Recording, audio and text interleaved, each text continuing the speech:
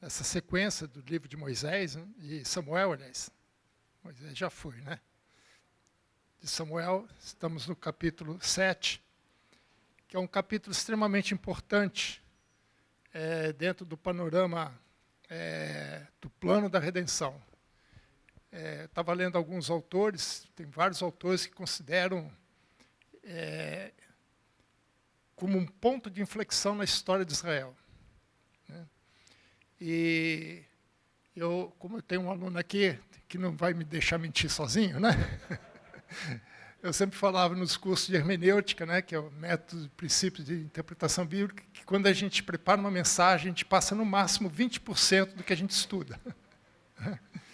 E eu acho que não sei se eu vou conseguir chegar nisso. Se eu chegar nisso, já está muito bom. Porque é um texto bastante denso, há pelo menos 3 aspectos que nós podemos abordar. Desse capítulo, nós podemos tirar pelo menos 4 mensagens. A segunda parte do texto, que é uma oração de Davi, seria a 4ª mensagem, e a primeira parte nós podemos olhar com 3 aspectos. O primeiro aspecto sobre a adoração. Para mim, quando eu li o capítulo 6 e o capítulo 7, né, mesmo quando eu não ministro a palavra, eu estudo, né, para poder acompanhar o pastor Fernando não é muito fácil não, meu irmão. Então a gente tem que estar em dia, né?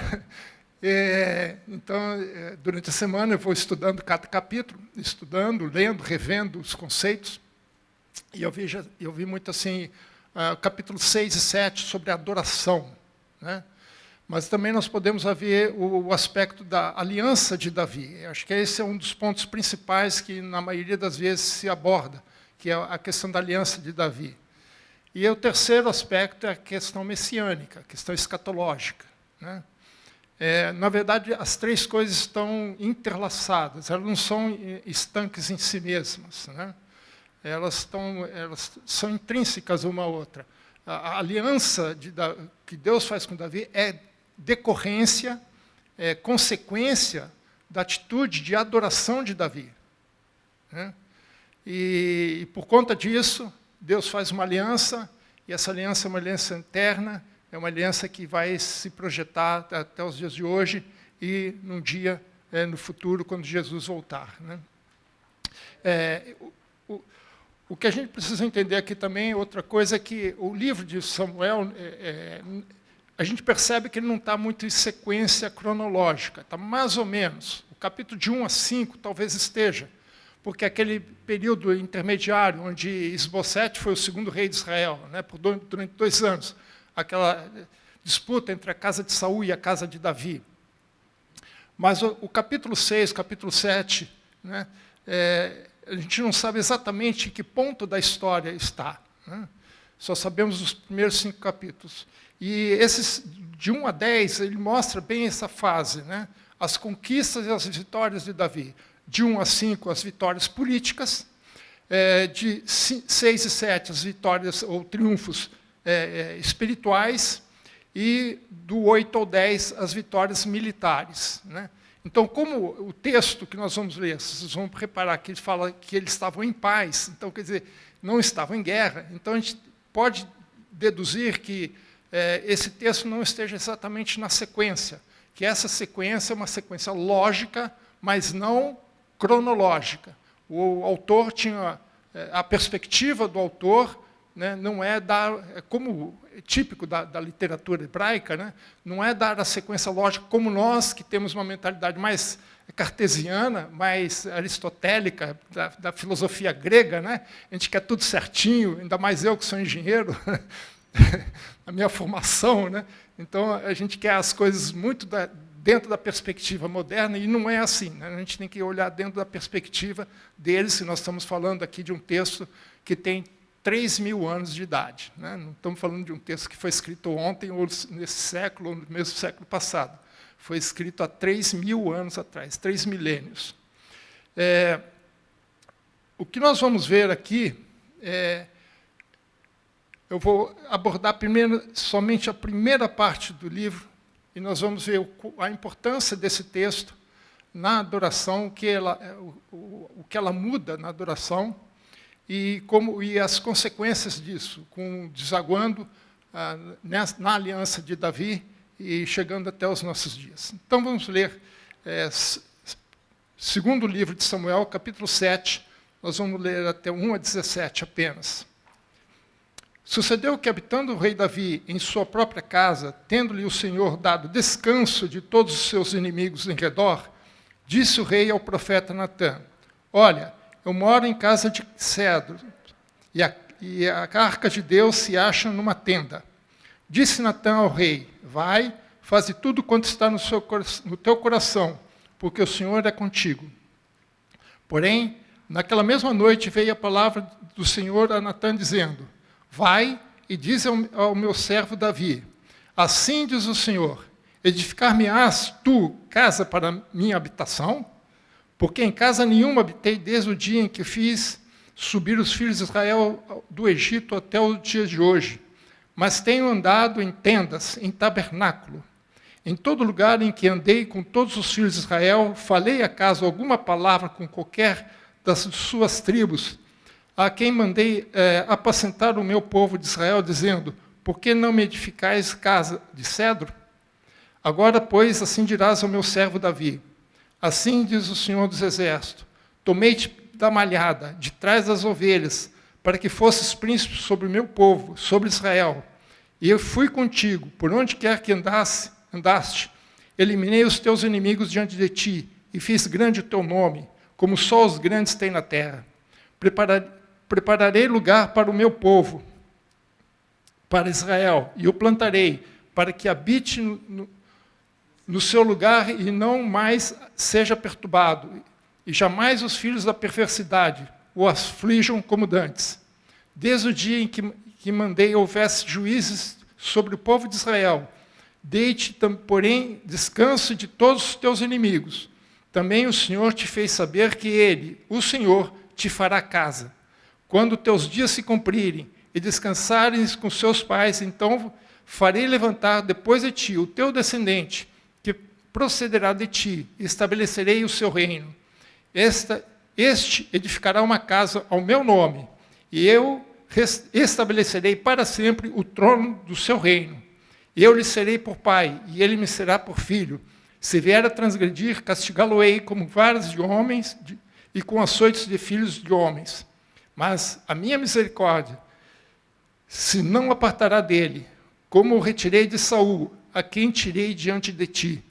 Porém, a tua casa e o teu reino serão firmados para sempre diante de ti. Teu trono será estabelecido para sempre, segundo todas as palavras e conforme toda a visão, assim falou Natã a Davi. Só o texto já é difícil, né? O texto mas é um texto maravilhoso, irmãos. O que nós temos aqui, inicialmente, é uma ideia brilhante que Davi teve, né? No versículo 1 a 3, né, o texto diz que Davi estava habitando uma casa, né? Ele estava em paz, não estava em guerra, portanto, possivelmente, as guerras que vão ser ditas nos capítulos seguintes não estão na ordem aqui, né? Talvez esse texto, o fato real tenha acontecido um pouco depois. Isso é importante porque a gente não sabe exatamente com que idade, em que momento da história de Davi esse evento aconteceu. Eu suponho, isso aqui é uma conjectura pura, né, que ele estivesse aí por em volta de 40 a 45 anos, ou seja, ele já estaria reinando entre 10 a 15 anos em Israel, né, por aí. Né, ele começou com 30 anos, mais ou menos o tempo aí das guerras e tal, então ele estaria entre 40 e 45 anos. E essa é uma referência interessante, porque o templo só vai ser construído no 4º ano do reinado de Salomão. Então, faz as contas. Quanto tempo ainda falta para ele terminar o seu reino? Né? Ele morreu com 70 anos de idade, né? De 40 para 70, são 30 anos, 25 a 30 anos, mais 4 anos com Salomão. Então, vocês veem que o sonho foi realizado demorou muito tempo para ser realizado. Mas ele teve uma grande ideia, né, ele olhou para a sua situação.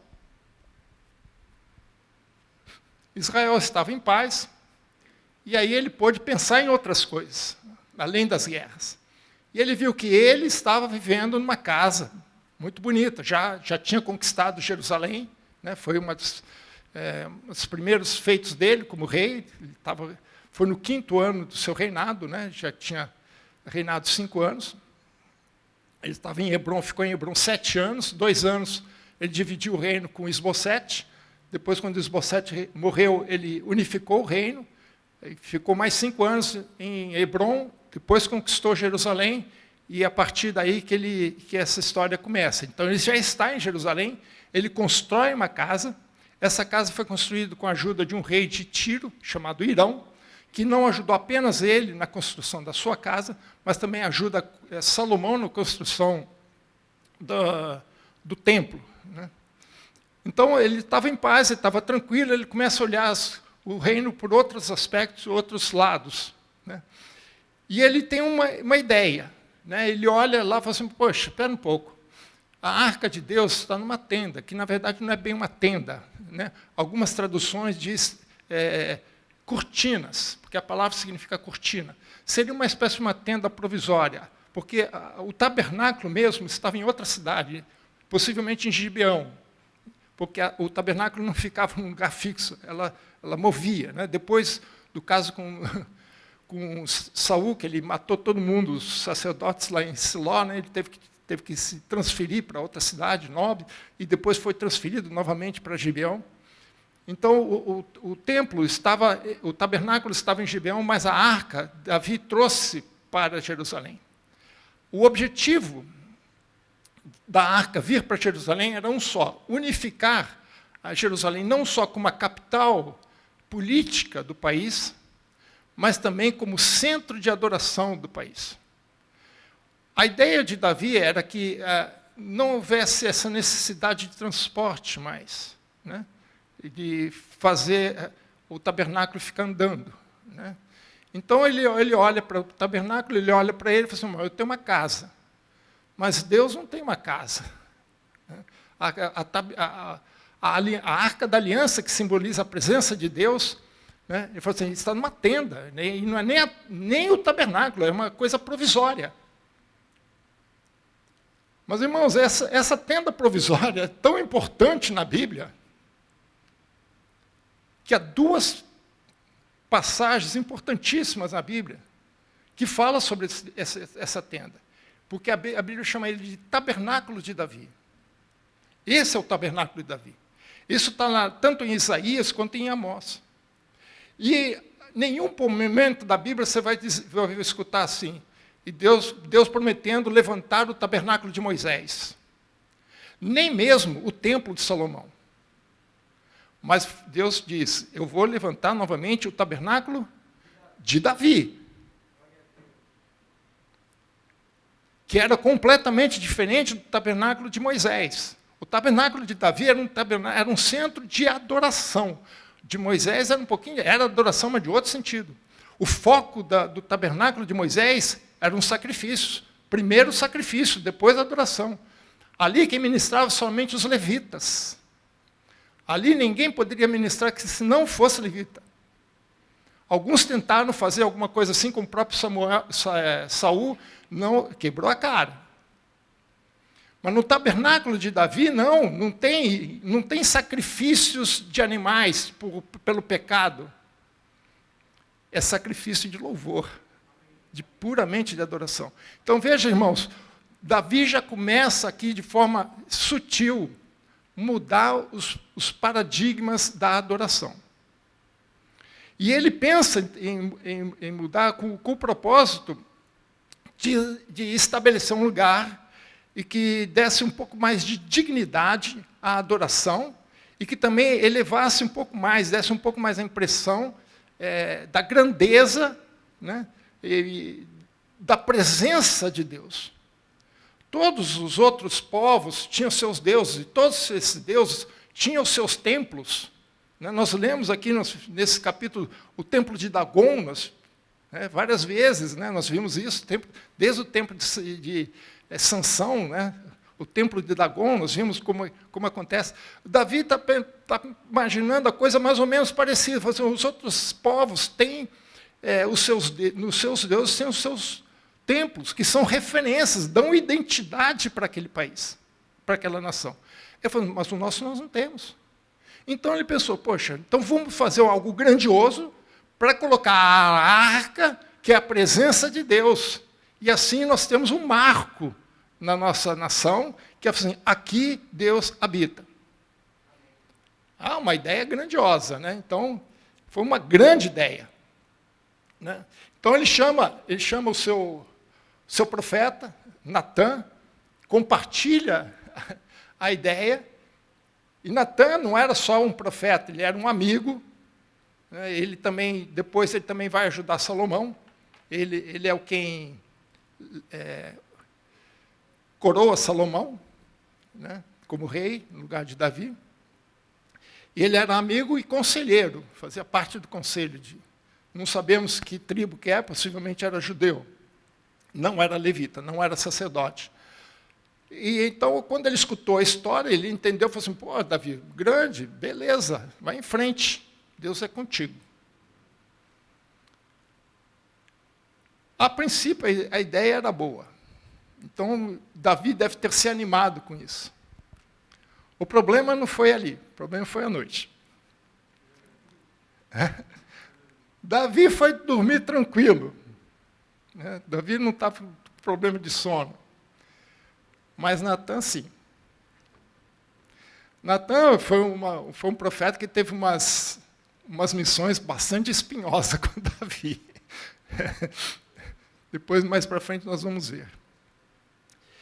E no meio da noite, Natã é acordado por Deus, e Deus falou assim, Natã, amanhã você vai voltar lá, e eu vou dizer para você o que você vai falar para ele. Meus irmãos, isso foi um banho de água fria. Sabe quando a pessoa está animada, está no pique, né? Está ali no calor da coisa, e de repente cai uma chuvarada, cai um banho de água fria. Eu fico imaginando a cara de Davi quando recebeu, primeiro de Natã, né? Mas depois de Davi. Eu fico imaginando como é que Natã faz, como é que eu vou falar isso para o cara? E eu que já dei aprovação, agora Deus está dizendo que não. Mas vamos ver o que Deus falou. Não vamos ler todas as partes, mas vamos ler alguns versículos importantes. Primeira coisa, primeiro versículo, versículo 5. Deus fala para Natã assim, vai e diz ao meu servo Davi. Olha como Deus está tratando Davi. Ele está tratando não como rei, como servo. Diz ao meu servo Davi, assim diz o Senhor, edificar-me-ás tu casa para minha habitação? Davi, você vai construir uma casa para mim? Você acha que você pode construir alguma coisa para mim? Você acha que algum homem pode construir alguma coisa para mim?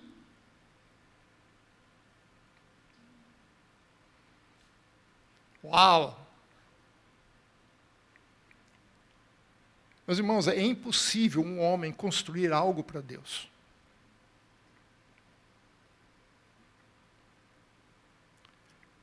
Só essa pergunta já seria suficiente para desanimar qualquer um, né?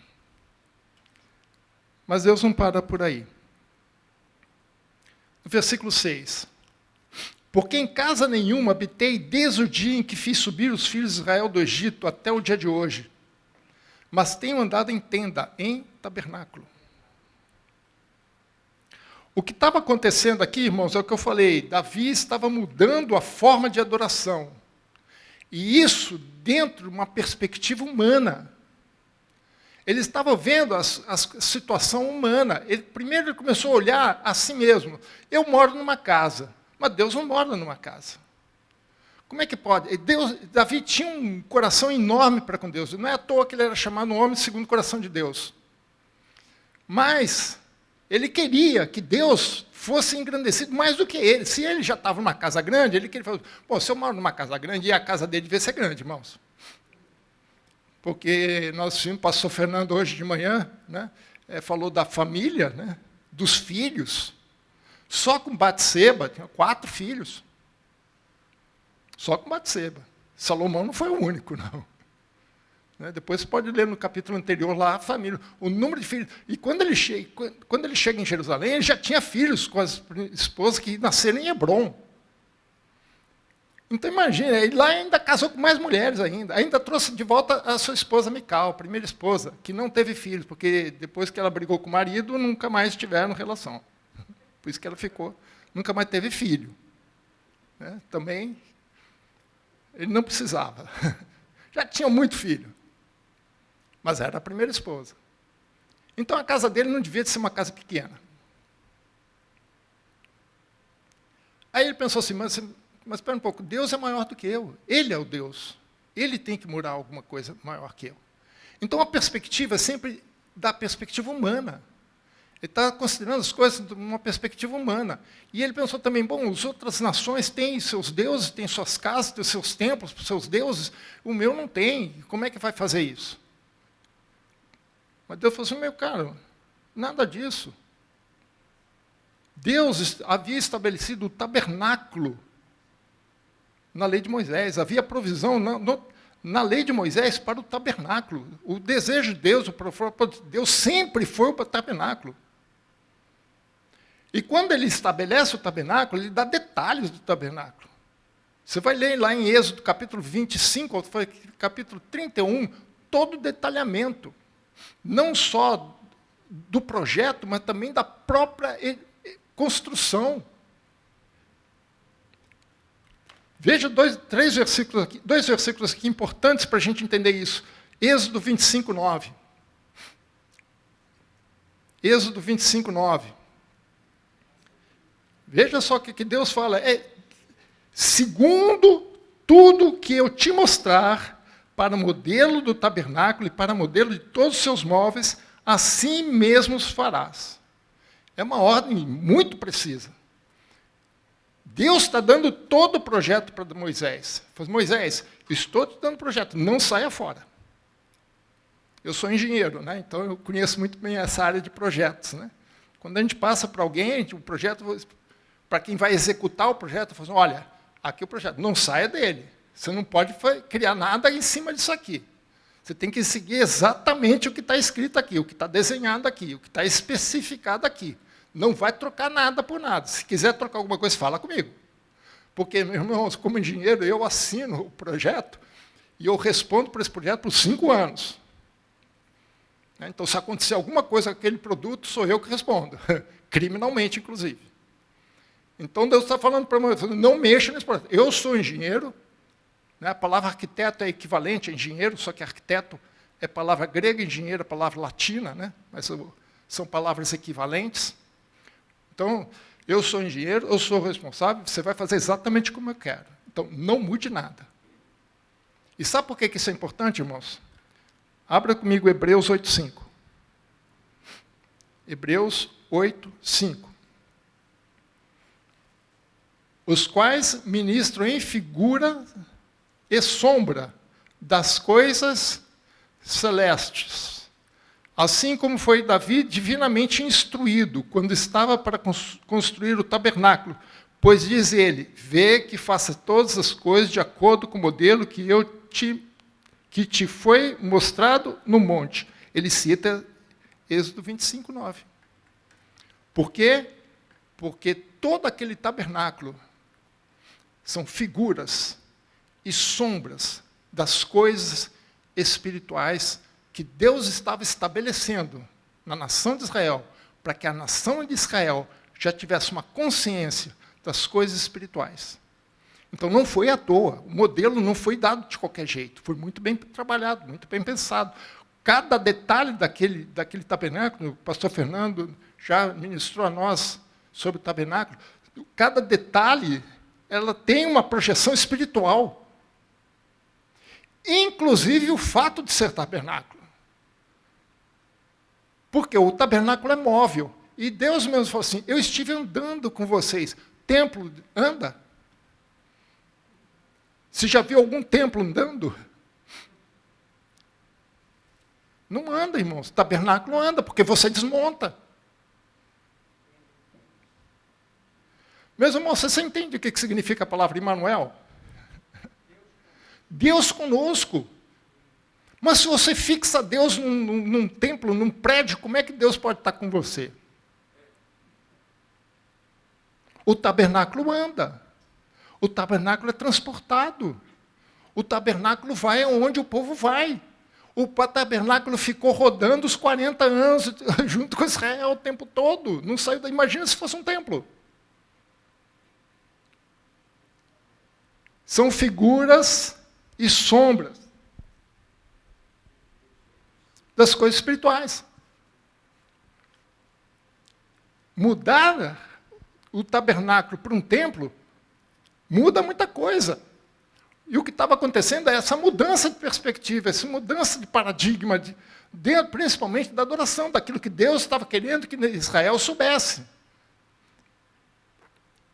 O que eu admiro muito o Antigo Testamento, porque ele é muito simbólico. Para você entender o novo, você tem que entender o antigo.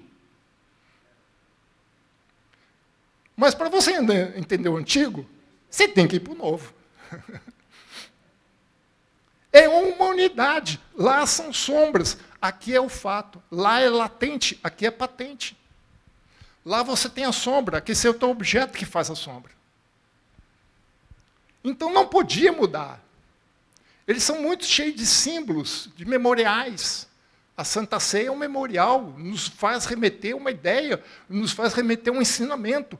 Deus estava dizendo assim, meu caro, se você mudar, você muda o ensinamento. É isso que ele está dizendo aqui. Então, todo o projeto de Deus foi em cima do tabernáculo. Deus nunca pensou em templo. Quem pensou em templo foi Davi. Veja o versículo 7. Em todo o tempo que andei com todos os filhos de Israel, falei acaso alguma palavra com qualquer uma das tribos, a quem mandei apacentar o meu povo de Israel, dizendo, por que não me edificasse uma casa de cedro? O que Deus está dizendo aqui é assim, olha, meu caro, se eu precisasse de uma casa, como você está querendo, eu tinha pedido. Eu tinha ordenado. Se eu não pedir, é porque não é necessário. Em nenhum momento Deus pediu que fosse edificado um templo. E se o templo fosse necessário, certamente, em algum momento da história de Israel, Deus teria pedido. Agora, o pastor Fernando já falou hoje de manhã, eu vou repetir que eu acho que isso é importante para a gente entender dentro desse contexto. Deuteronômios 12, 11. Pastor, eu sei que ele já conversou, falou um pouco sobre isso, mas nós precisamos voltar aqui. Quem já assistiu, vai ouvir de novo. Quem não assistiu vai entender o contexto aqui, né?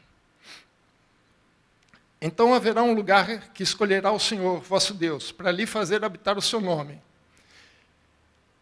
E a esse lugar farei chegar tudo quanto vos ordeno, vossos holocaustos, vossos sacrifícios, vossos dízimos, as ofertas de vossas mãos e todas as escolha dos vossos votos feitos do Senhor.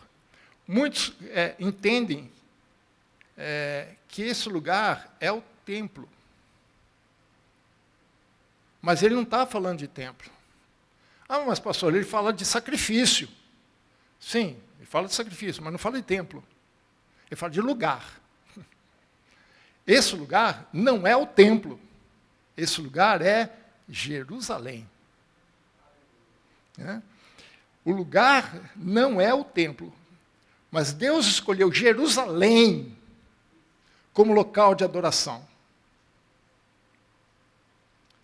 Por 12 vezes, o Antigo Testamento cita Jerusalém como cidade escolhida por Deus. Vamos pegar uma passagem dessa em 2 Crônicas 6, 6. São 12 passagens. Vamos escolher essa porque ela liga as duas coisas. Mas escolhi Jerusalém. É Deus falando. Deus escolheu Jerusalém para ali ser estabelecido o meu nome. Davi, você vai estabelecer o meu nome? Não, eu vou estabelecer meu nome. E escolhi a Davi. Uau! Para chefe do meu povo de Israel. 2 vezes ele vai falar que escolheu. Escolheu Jerusalém e escolheu Davi. Então não é o templo, é a cidade. Aliás, Jerusalém é a cidade mais citada na Bíblia. E é a cidade, é a cidade mais disputada politicamente na história da humanidade. O pastor citou um livro aqui, né? O livro chama-se Jerusalém, a bibliografia. É uma bibliografia da história de Jerusalém. A bibliografia, isso. Biografia, desculpa. Biografia. É escrito por Simão Sebag Montefiore. É um judeu, historiador, muito bom, aliás, ele é um historiador mesmo. Ele conhece muito bem a história russa, ele escreveu sobre os últimos czares, coisa e tal. E um dos bairros de Jerusalém chama Montefiore, que é da família dele. Então isso motivou ele a escrever sobre Jerusalém, desde o tempo de Melquisedeque até os dias de hoje. É um livro fantástico, vale a pena ler. É grosso, mas vale a pena ler. Mas Deus sempre teve na cabeça Jerusalém. Veja comigo 2 textos que são importantes. Primeiro, Gênesis 22, 2. Gênesis 22, 2 diz assim, acrescentou Deus, toma o teu filho, Deus falando com Abraão, toma o teu filho, teu único filho, Isaque, a quem amas, e vai-te à terra de Moriá. Sabe o que é a terra de Moriá? Jerusalém. Jerusalém, muitas vezes, ela não recebe esse nome diretamente, ela tem outros nomes. Sião, Salém, né? Tem vários outros nomes, Jebus. Então, cada contexto a gente tem que fazer essa ponte. Né? Aqui, a terra de Moriá é Jerusalém. E ele especificou, vai até a terra de Moriá, oferecer ali o holocausto sobre um dos montes, que eu te mostrarei, que é o Monte Moriá.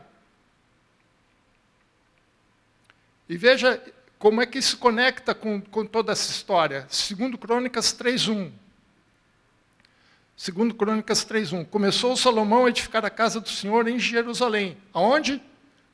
Monte Moriá. Coincidência, irmãos? Se você considera isso coincidência.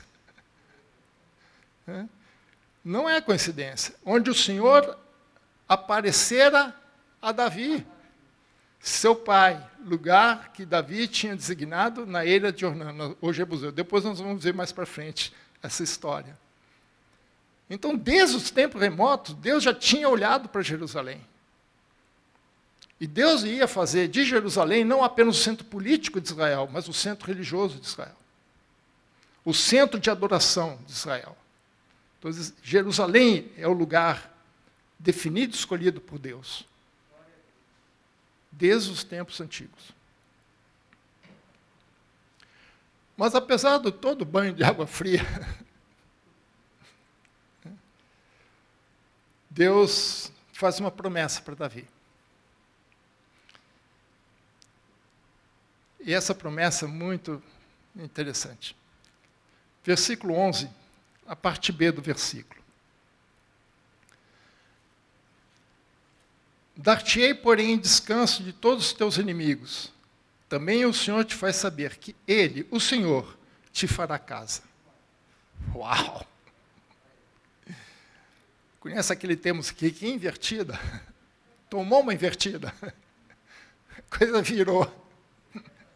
Veja só a inversão. Davi queria fazer uma casa para Deus. Agora Deus está dizendo assim, não, Davi, sou eu que vou fazer uma casa para você. Davi deve ter perguntado assim, né? Como é que é? Não estou entendendo isso aqui.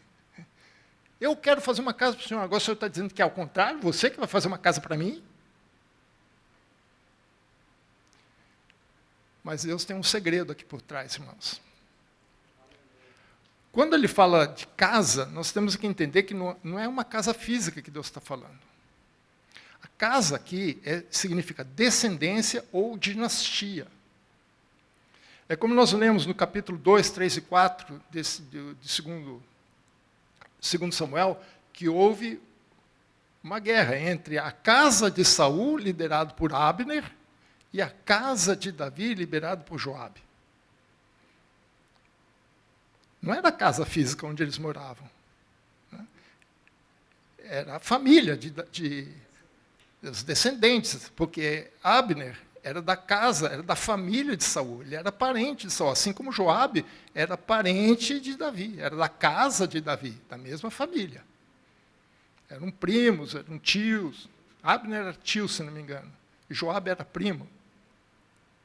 Então ele está falando de descendência, de dinastias. Então, quando Deus está falando para Davi que ele te fará casa, ele quer falar assim, Deus vai estabelecer a descendência de Davi. Essa é o foco da palavra, da profecia. Não é uma casa física, mas eu vou estabelecer a tua descendência.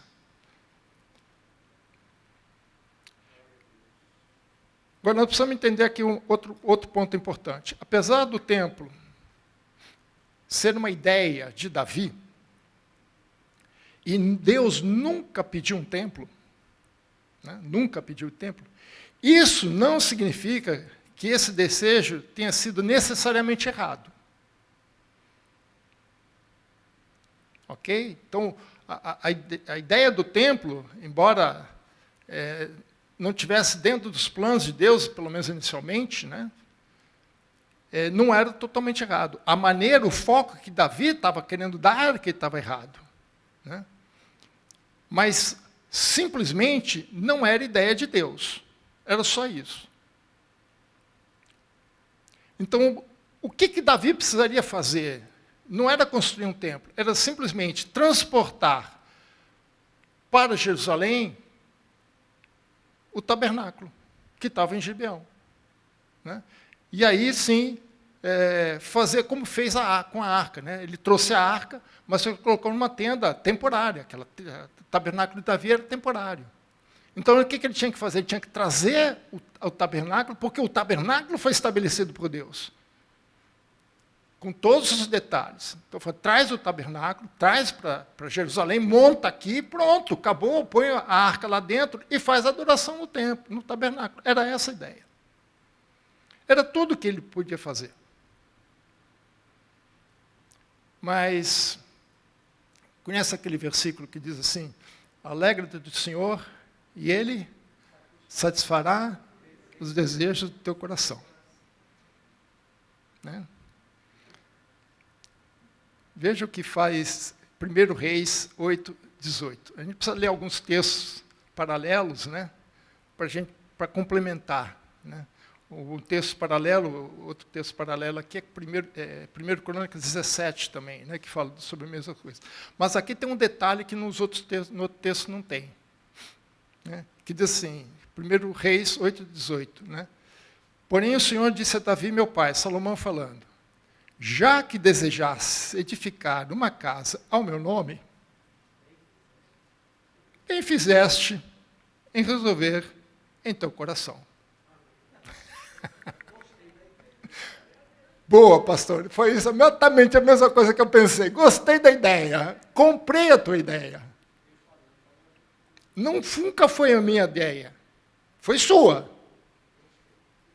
Mas eu gostei da ideia. Tudo bem, Davi. Eu aprovo a tua ideia. Mas vamos fazer do meu jeito. Aqui está a inversão. Eu vou permitir que o desejo do teu coração, eu estou vendo que você tem uma sinceridade no teu coração. Embora pareça que você está querendo mandar em mim, dizer o que eu devo fazer. Mas eu vou fazer o seguinte, eu vou comprar a ideia, só que quem vai executar não vai ser você. Você vai ser do meu jeito, não do teu jeito. Vai ser do meu. Tudo bem, Davi?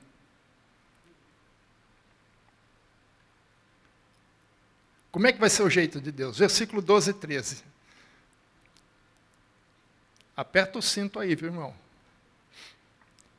Quando os teus dias se cumprirem e descansares com os teus pais, então eu farei levantar depois de ti o teu descendente, que procederá de ti, e estabelecerei o seu reino. Este edificará uma casa ao meu nome, e eu estabelecerei para sempre o trono do seu reino.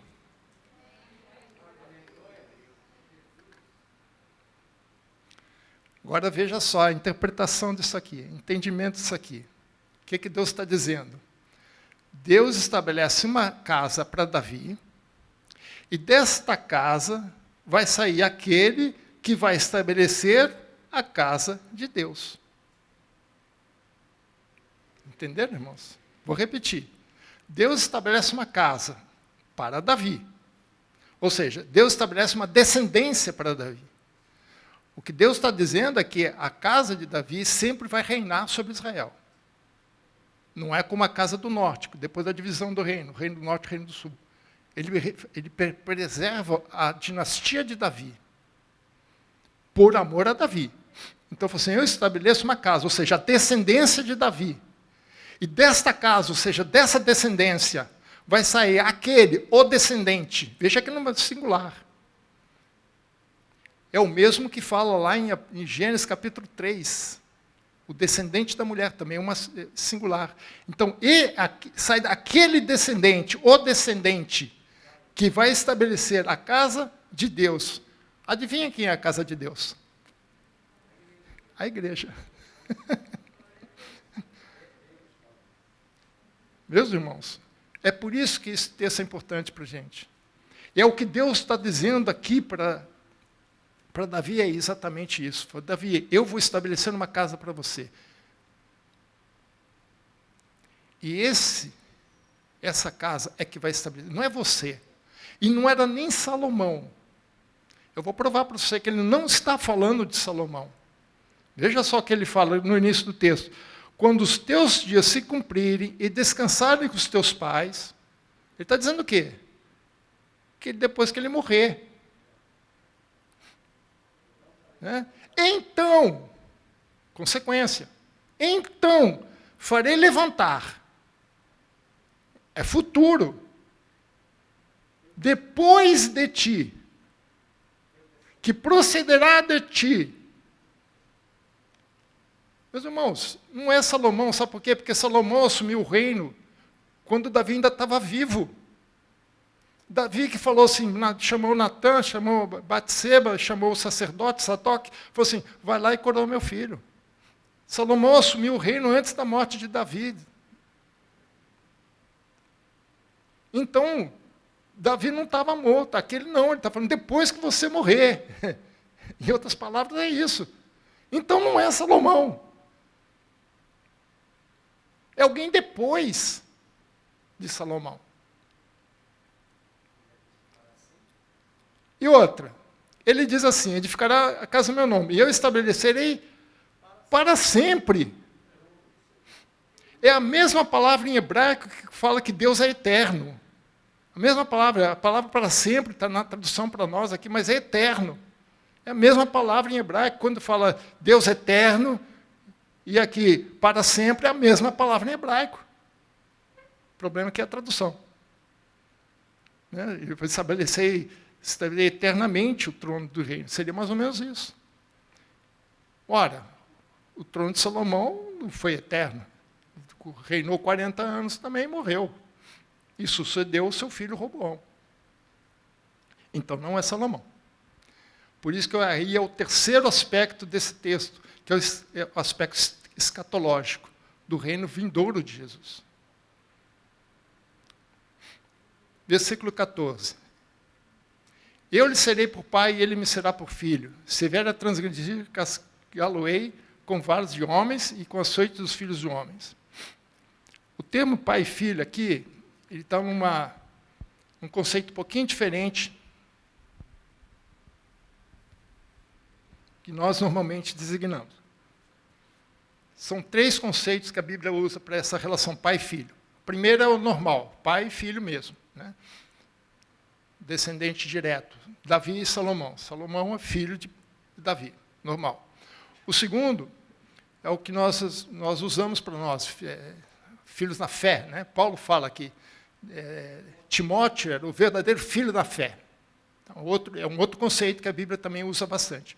Mas existe um terceiro conceito que a gente usa, que também tem bastante na Bíblia, mas a gente olha muito pouco nesse aspecto, que é a relação de autoridade entre duas pessoas. Nesse texto, ele está falando mais nesse sentido, do que no sentido de descendência física. Veja, eu vou dar um exemplo aqui para vocês entenderem como é que funciona isso. 2 Reis 6, 21, só para a gente entender como exemplo. 2 Reis 6, 21. Quando o rei de Israel os viu, perguntou a Eliseu, ferir-los-ei, meu pai. Ora, se a gente lê esse texto, a gente não pode imaginar que o rei de Israel, que era Jorão, né, nessa época, era filho de Eliseu. Não é esse sentido.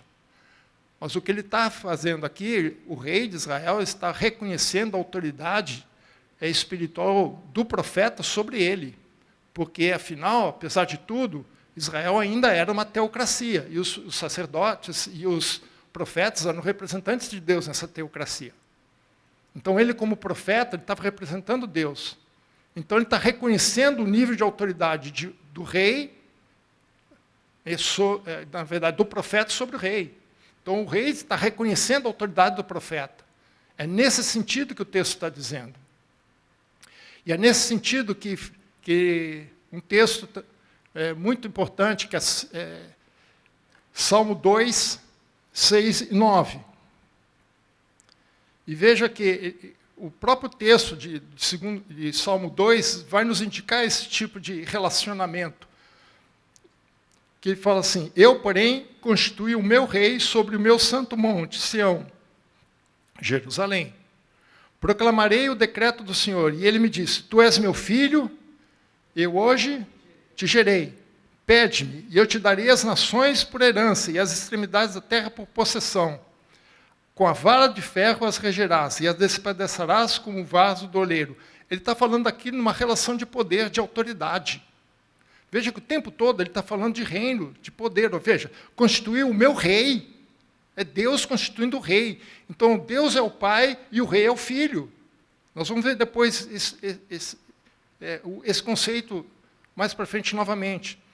E ele vai reinar sobre onde? Monte Sião, que é Jerusalém. E quando ele diz assim, tu és meu filho, hoje te gerei, ele está dizendo assim, hoje, a partir de hoje, eu te constituo rei sobre Jerusalém. O meu rei, você é o meu rei, é a quem eu estou instituindo. É uma forma de expressão. Veja, por isso que ele fala, pede-me, darei as nações por herança. O que ele vai fazer com as nações, irmãos? Reger. Ser o rei. E veja que ele confirma isso depois, com vara de ferro as regerás. Então, ele está falando de níveis de poder, de autoridade. Então, o que ele está falando é que esse filho vai estar sob a autoridade de Deus, e ele vai fazer o que Deus quer, ele vai reger a terra, reger as nações, como Deus quer. Aqui nós já estamos jogando para o escatológico. Veja como da adoração, como uma mudança de paradigma da adoração, nós chegamos no nível escatológico do reino de Deus.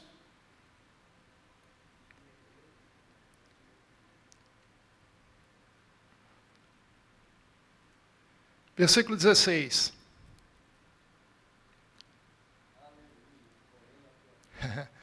Porém, a tua casa e o teu reino serão firmados para sempre diante de ti. O teu trono será estabelecido para sempre. Novamente, eternamente. Ele está falando que desse reino eterno, escatológico. Ele não está falando de Salomão. Olha a projeção. Eu fico imaginando, irmãos. Hebreus fala que muitos dos profetas receberam profecias que eles não tinham nem ideia do que fazer. Eu acho que a cabeça de Davi virou. Meus irmãos, eu não sei se o pastor, mas eu acredito que o pastor também, né? Porque, conhecendo o pastor, a gente fica com a cabeça aturdida quando vê isso aqui. Quando a gente vê a dimensão, a grandiosidade da coisa, Agora que eu entendo, quando Deus fala para Davi, você vai edificar casa para mim? Você acha que pode? Olha a dimensão do projeto de Deus para nós, irmãos.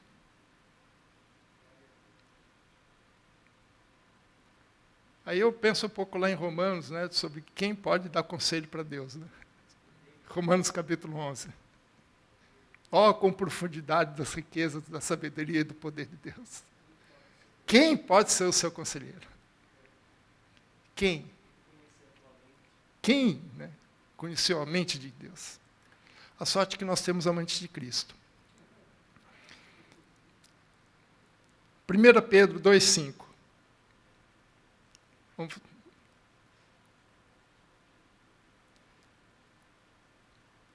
Deus está falando aqui para Davi que a casa e o reino serão firmados para sempre. Essa profecia já se cumpriu, viu, irmãos? Só para te avisar. Se cumpriu e vai se cumprir. Porque ela é eterna. Veja cá, 1 Pedro 2,5. Também vós mesmos, como pedras que vivem, sois edificados o quê? E quem que estabeleceu essa casa?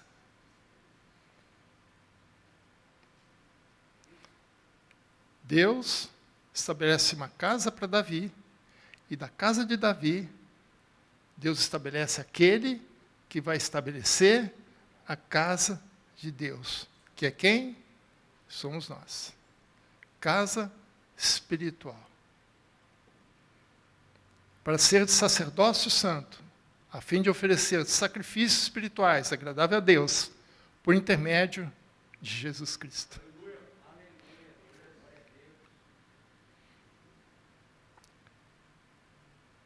E para fechar, irmãos, não poderia ler outro versículo se fosse Apocalipse 21, 7.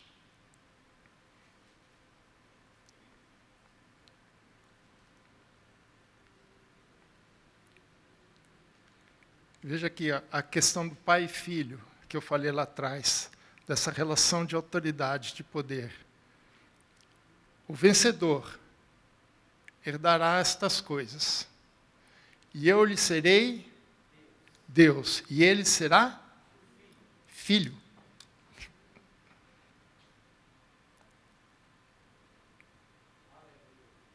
É o mesmo conceito lá atrás. E é por isso que nós, como filhos de Deus, receberemos o poder e a autoridade de Deus para reger as nações. Nós somos herdeiros e co-herdeiros, herdeiros de Deus e co-herdeiros com Cristo. A casa foi estabelecida. Ideia de Davi. E Deus falou assim, olha, Davi, eu nunca tive isso como meu plano, mas eu gostei da ideia. Mas vamos fazer do meu jeito. Porque do teu jeito, não. O teu jeito é uma visão humana. O teu jeito é uma perspectiva humana. Por melhor das intenções que você tenha, por mais sincero que seja o seu coração, por mais que você queira me honrar, construindo um templo para mim, você nunca vai conseguir. Não do seu jeito. Você quer? Deixa que eu faço para você. Eu compro o teu projeto. Eu vou executar o teu projeto. Mas o meu jeito.